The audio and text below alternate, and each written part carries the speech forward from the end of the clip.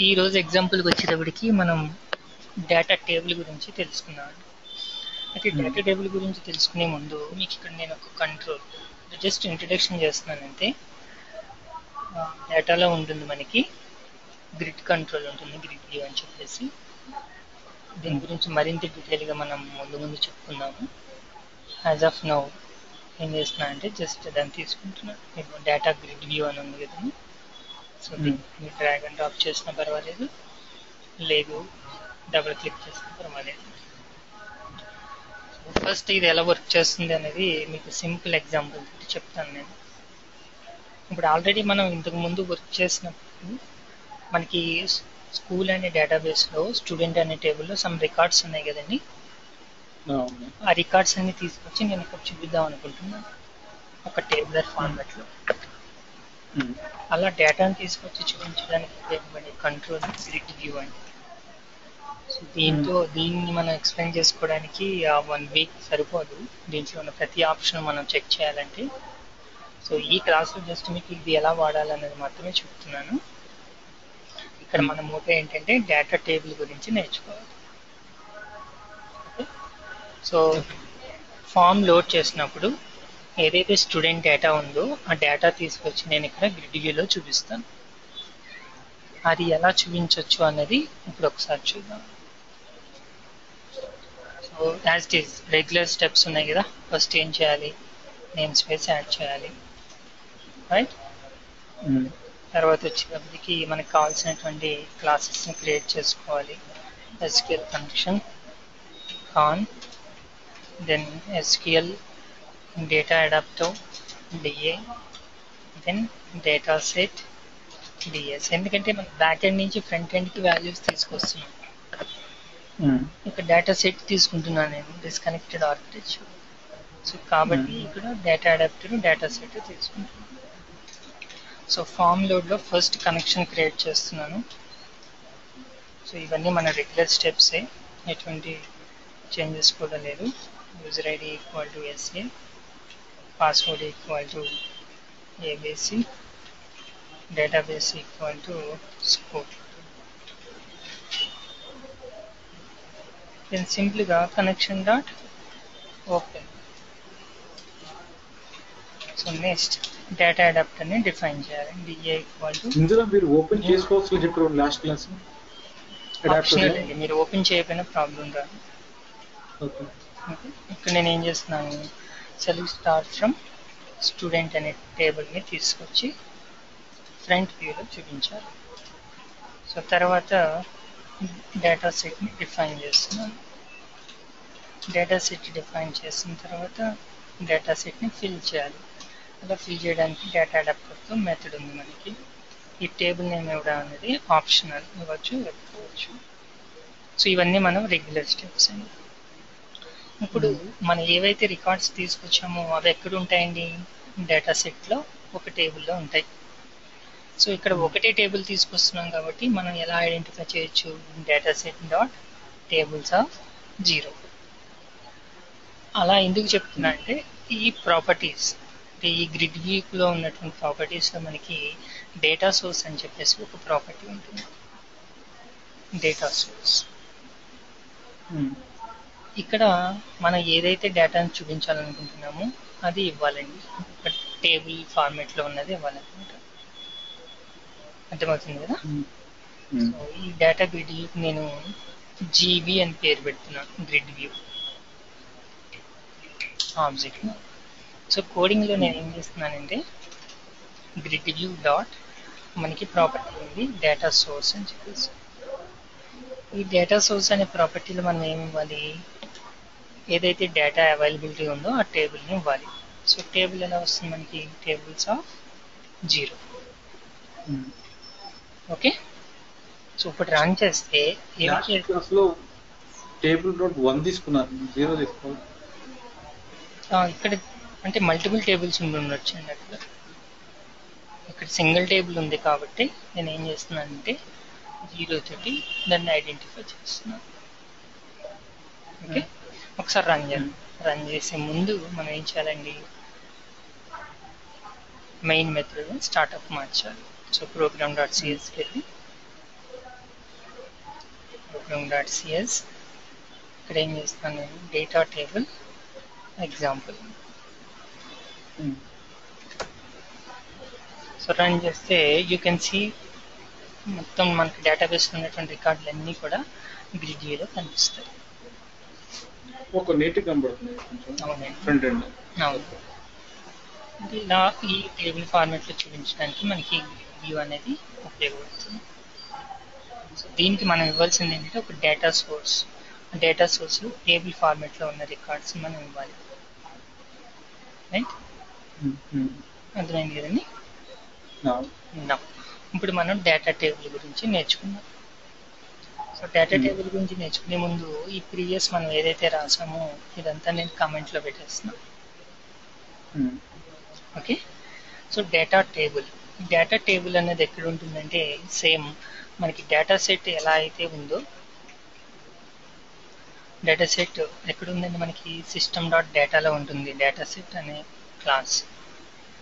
అదేవిధంగా ఈ data table కూడా ఎక్కడ ఉంటుందంటే system.data. చూడండి ఇక్కడ కనిపిస్తుంది మీకు ఈ మౌస్ పెట్టినప్పుడు. సో అంటే ఈ రెండు ఎక్కడ ఉంటాయి మనకి system.dataలో ఉంటాయి. ఇవి data.sql క్లయింట్లో ఉంటాయి. చిన్నది గుర్తుపెట్టాలి. సో ఈ డేటా టేబుల్ థీమ్ ఏంటి? నథింగ్ బట్ మీరు డేటా సెట్లో ఏం చేశారు, ఒక టేబుల్ని తీసుకొచ్చి ఫిల్ చేశారు కదా. అంటే బ్యాక్ ఎండ్లో ఉన్నటువంటి స్ట్రక్చర్ తీసుకొచ్చి ఆటోమేటిక్గా మీరు డేటా సెట్లో ఒక టేబుల్ ఫార్మాట్లో స్టోర్ చేస్తున్నారు. సో అదేవిధంగా మనకి నచ్చినటువంటి ఓన్ ఫార్మాట్ ఈ టేబుల్ని క్రియేట్ చేసుకోవచ్చు. అంటే ఇంకా మీకు క్లియర్గా అర్థం అవడానికి నేను ఏం చేస్తున్నానంటే ఇక్కడ డేటాబేస్ అన్నది నేను వాడడం లేదు. రైట్, సో నేను ఏం చేస్తున్నానంటే ఒక సింపుల్ మనకి డేటాబేస్లో ఏదైతే రికార్డ్స్ ఇంతకు ముందు వచ్చినాయో అదే ఫార్మాట్ నేను ఇక్కడ తీసుకుంటాను.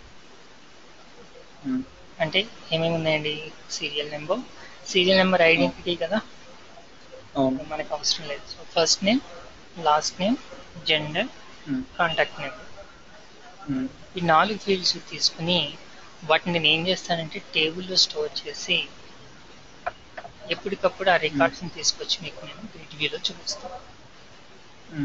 సో నేను జస్ట్ ఒక 2 minutes ఇవ్వండి, నేను డిజైన్ చేంజ్ చేస్తాను. Then continue. సో ఈ డిజైన్ కంప్లీట్ చేసిన తర్వాత అసలు మన ఇంటెన్షన్ ఏంటంటే డేటాబేస్తో పని లేకుండా జస్ట్ డేటా టేబుల్లో నేను ఈ రికార్డ్స్ అనేవి స్టోర్ చేసి దాన్ని గ్రిడ్ వ్యూకి బైండ్ చేస్తాను అనమాట. అలా చేసే ముందు మనం ఏం చేయాలంటే ఈ డేటా టేబుల్కి ఒక స్ట్రక్చర్ క్రియేట్ చేయాలి. స్ట్రక్చర్ క్రియేట్ చేయడం అంటే ఇక్కడ మనం ఏవైతే కాలమ్స్ అనుకుంటున్నామో ఉన్నాయి కదా, డేటాబేస్లో మనకి ఎలా అయితే కాలమ్స్ ఉంటాయో అదేవిధంగా ఒక స్ట్రక్చర్ క్రియేట్ చేయాలనుకుంటాం. అంటే కాలం ఇది, కాలం 1లో ఇది ఉంటుంది, కాలం 2లో ఇది ఉంటుంది అని చెప్పేసి మనం చెప్తూ ఉండాలి అనమాట. సో ఆ స్ట్రక్చర్ క్రియేట్ చేస్తున్నాను ఇప్పుడు, అది ఎలా అన్నది చూడండి. ఈ స్ట్రక్చర్ ఎక్కడ క్రియేట్ చేస్తున్నాను, ఎప్పుడైతే ఫామ్ లోడ్ అయిందో ఫస్ట్ మనం స్ట్రక్చర్ క్రియేట్ చేయాలి. కాబట్టి ఇక్కడ నేను ఏం చేస్తున్నా అంటే table equal to new data table అంటే ఆబ్జెక్ట్ని డిఫైన్ చేశాను. తర్వాత ఈ టేబుల్ తోటి మనకి కలెక్షన్ ఉంటుంది. నథింగ్ బట్ టేబుల్ అంటే మీకు rows collection of rows and కాలమ్సే కదా. ఈ టేబుల్ తోటి కాలమ్స్ అని చెప్పేసి మనకి ఒక కలెక్షన్ ఉంటుంది అన్నమాట. ఓకే, దీంతో ఏముంటుందండి, కలెక్షన్ అంటే మనకి యాడ్ మెథడ్ ఉంటుందిగా. ఈ యాడ్ మెథడ్లో మనకి మల్టిపుల్ ఓవర్లోడెడ్ మెథడ్స్ ఉంటాయండి. ఇక్కడ మనకు ఉపయోగపడేది ఏంటంటే ఇది చూడండి, ఫస్ట్ ఇది వచ్చేటప్పటికి జస్ట్ డేటా కాలం, అంటే మనం డేటా కాలం అనే డేటా టేబుల్ ఎలా ఉందో అలాగే డేటా రో, డేటా కాలం కూడా ఉంటాయండి. దాన్ని క్రియేట్ చేసి అడుగుతుంది. ఓకే, అంటే ఈ సిచ్యువేషన్లో మనకు అది అవసరం లేదు. రెండవది ఏంటి, కాలం నేమ్, అంటే మీరు సీరియల్ నెంబర్ అని ఇస్తే సరిపోతుంది. ఓకే, అయితే బెస్ట్ ఓవర్లోడెడ్ మెథడ్ ఏంటంటే we need to give the type, దాని డేటా టైప్ ఏంటి అన్నది కూడా ఇవ్వాలి. అంటే మనం ఇంటిజర్తో వర్క్ చేస్తున్నామా, స్ట్రింగ్తో వర్క్ చేస్తున్నామా, డేట్ టైంతో వర్క్ చేస్తున్నామా అన్నది కూడా మెన్షన్ చేస్తే బెటర్ అనమాట. ఓకే, సో నేను ఏం చేస్తున్నాను, ఈ ఓవర్లోడెడ్ మెథడ్ తీసుకుంటున్నాను. ఏదండి, with type. So serial number, బేసికల్గా సీరియల్ నెంబర్ ఏమి టైప్ ఉంటుందండి, ఇంటిజర్. సో అది సిస్టమ్ డాట్ ఇంట్ 32 అని వస్తుంది.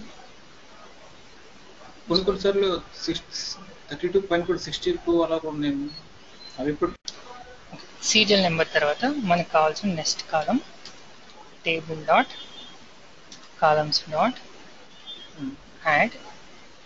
నేను మీకు చెప్తుంది బెస్ట్ వే అనమాట, డిఫరెంట్ వేస్లో మనం దీన్ని వాడుకోవచ్చు. తర్వాత వచ్చేసరికి నేమ్, మీకు ఏం తీసుకుంటున్నామండి, first name, last name, contact name. So ఇక్కడ నేను ఫస్ట్ నేమ్ అని ఇస్తున్నాను. ఈ నేమ్ అన్నది ఏమవుతుంది, స్ట్రింగ్ అవుతుంది. So type of system dot string. Okay, so దీంతో పాటు మనకి ఇది సెకండ్ నేమ్, తర్వాత కాంటాక్ట్ నేమ్. సో అవి కూడా మనం స్ట్రింగ్ తీసుకుంటున్నాం. సెకండ్ నేమ్, ఫైనల్ వచ్చేటప్పటికి కాంటాక్ట్ నెంబర్. అంటే నేను ఏం చేస్తున్నాను, ఒక టేబుల్కి స్ట్రక్చర్ క్రియేట్ చేస్తున్నాను. అర్థమైంది కదండి. రైట్, ఇప్పుడు నేను ఏం చేస్తానంటే ఇదే టేబుల్ని గ్రిడ్ వ్యూకి అపెండ్ చేస్తున్నాను. Grid view dot data source equal to tab అని ఇస్తున్నాను. టేబుల్ ఏమైనా డేటా ఉందా, లేదు. టేబుల్ డేటా ఉంది, సీరియల్ నెంబర్, ఫస్ట్ నేమ్ ఏమన్నా. అది స్ట్రక్చర్ అండి, కాలం నేమ్స్. డేటా అంటే ఈ నేమ్స్ అవి 1 నేమ్ అది రాస్తాం కదా, అదే. ఇప్పుడు మీరు రన్ చేస్తే మీకు ఆ స్ట్రక్చర్ కనిపిస్తుంది grid view. Serial number, first name, second name, contact number. Okay కదా. ఇప్పుడు నా ఇంటెన్షన్ ఏంటంటే నేను ఇక్కడ రాస్తా first name 1, last name 2, some ఇక్కడ నెంబర్ ఏదైనా ఇస్తా. ఈ రికార్డు నాకు ఇక్కడ గ్రిడ్ వ్యూలో కనిపించాలి. ఓకే, అలా కనిపించాలంటే ఏం చేయాలి, ఫస్ట్ ఈ రికార్డుని తీసుకొచ్చి ఈ టేబుల్ ఉంది కదా, ఈ టేబుల్కి స్టోర్ చేయాలండి. స్టోర్ చేసిన దాన్ని ఇక్కడ మనం ఏదైతే డేటా సోర్స్ ఇస్తాం ఇస్తాం. అయితే ఇదంతా ఎక్కడ జరగాలి, నేను ఇన్సర్ట్ బటన్ క్లిక్ చేసినప్పుడు జరగాలి. సో యాక్చువల్లీ ఇక్కడ ట్యాబ్ ఇండెక్స్ లేదు, జస్ట్ 1 సెకండ్ ట్యాబ్ ఇండెక్స్ ఇద్దాం. 0 1 2 3. ఓకే, సో దానికి ఇప్పుడు ఇన్సర్ట్ బటన్లో మనం కోడ్ రాయాలి. ఏం రాయాలి, యూజర్ ఎంటర్ చేసినటువంటి వాల్యూస్ తీసుకెళ్ళి టేబుల్కి యాడ్ చేయాలి. ఆ టేబుల్కి యాడ్ చేయాలంటే అంటే నథింగ్ బట్ ఇదంతా ఒక రికార్డ్ అండి, అంతే కదా. యూజర్ ఎంటర్ చేసిన ఇదంతా ఒక రికార్డ్. సో ఫస్ట్ మనం ఏం చేస్తామంటే ఒక డేటా రో తీసుకుంటాం. డేటా రో అంటే నథింగ్ బట్ ఏ రికార్డ్, అంతే కదా. టేబుల్లో ఉన్న ఒక రో అనమాట. దీనికి నేను రికార్డ్ అని చెప్పేసి ఒక ఆబ్జెక్ట్ క్రియేట్ చేస్తున్నా. అయితే ఇది దేనికి సంబంధించింది అది ఇక్కడ మనం డిఫైన్ చేయాలి. టేబుల్ డాట్ న్యూ రో ఒక మెథడ్ ఉంటుందండి, న్యూ రో అని చెప్పేసి. ఎప్పుడైతే ఇలా మీరు న్యూ రో అన్నారో ఆ టేబుల్లో ఉన్న స్ట్రక్చర్ ఆటోమేటిక్గా ఏమవుతుంది, ఈ రోలోకి వచ్చేస్తుంది అనమాట. అర్థమవుతుందండి. నేను మీకు ఒకసారి బ్రేక్ పాయింట్ పెడుతున్నాను చూడండి, రన్ చేయండి. రైట్, సంథింగ్ వాల్యూస్ ఎంటర్ చేస్తున్నాను. ఇన్సెట్ ఇక్కడ రికార్డ్ అని పెట్టగానే మీకు ఈ రికార్డులు ఏమున్నాయండి మనకి చూడండి. ఐటెంలో 0 ఉంది, 1 ఉంది, 2 ఉంది, 3 ఉంది. 0 is nothing but serial number, 1 అంటే ఫస్ట్ నేమ్, 2 అంటే సెకండ్ నేమ్, 3 అంటే కాంటాక్ట్ నెంబర్. ఇప్పుడు మనం ఏం చేయాలండి, టెక్స్ట్ బాక్స్లో ఉన్నటువంటి ఫీల్డ్స్ తీసుకొచ్చి ఈ రోకి మనం యాడ్ చేయాలి. సో ఈ రోను ఎలా యాక్సెస్ చేస్తాం, సేమ్ మనం డేటా సెట్లో రో యాక్సెస్ చేసాం కదా అలాగే అండి. అంటే రికార్డ్ ఆఫ్ 0 రైట్. సో ఇక్కడ ఏం రావాలి, మనకి సీరియల్ నెంబర్ కావాలి. బట్ యూజర్ని మనం సీరియల్ నెంబర్ ఇక్కడ అడుగుతున్నామా? అప్పుడు ఏం చేస్తాను, నేను ఒక ఇంటిజర్ తీసుకుంటాను, ఇంట్ I ఈక్వల్ టు 1 అని పెడుతుంది. ఇక్కడ నేను ఐని ఇక్కడ అందులోకి అసైన్ చేస్తున్నా. క్లియర్ కదా? సో తర్వాత రికార్డ్ ఆఫ్ 1.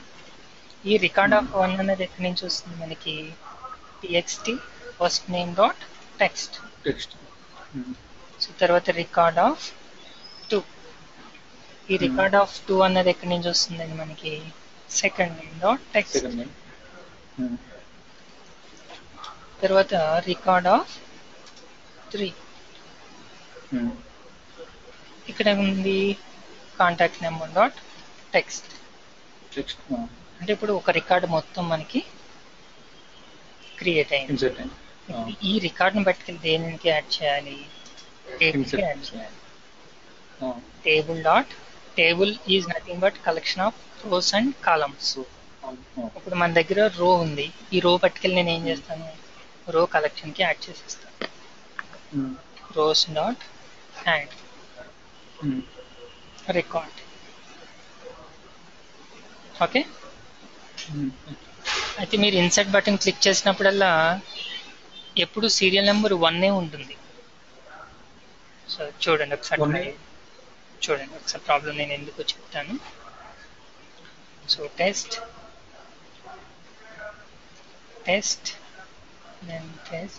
ఇన్సర్ట్. ఓకే, ఇక్కడ సీరియల్ నెంబర్ 1 వచ్చింది. మళ్ళీ ఇన్సర్ట్ చేస్తే మళ్ళీ ఏమవుతుంది, మళ్ళీ 1 వస్తుంది. ఎందుకు అంటే ఎప్పుడు కూడా మన ఐ వాల్యూ ఎంత ఉందండి? 1 ఉంది. ఫిక్స్ చేస్తాం. సో ఇప్పుడు ఏం చేస్తానంటే నేను రికార్డ్ యాడ్ చేసేసిన తర్వాత ఐ వాల్యూని ఒకటి ఇంక్రీజ్ చేస్తాను, I++. ఓకే. సో ఇప్పుడు మీరు రన్ చేస్తే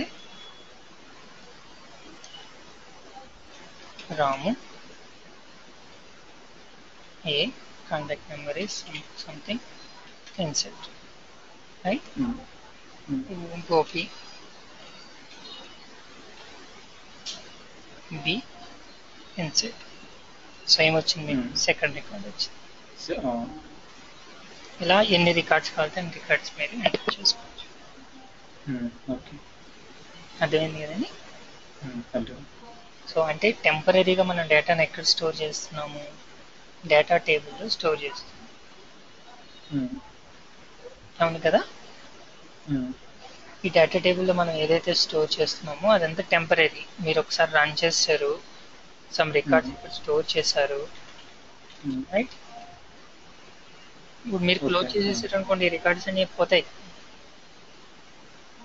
సేవ్ చేసుకుంటే అలా సేవ్ చేయాలంటే అప్పుడు మనం ఇక్కడ ఒక బటన్ తీసుకుని అప్డేట్ అని చెప్పి అక్కడ మళ్ళీ లాజిక్ రాసుకోవాలి.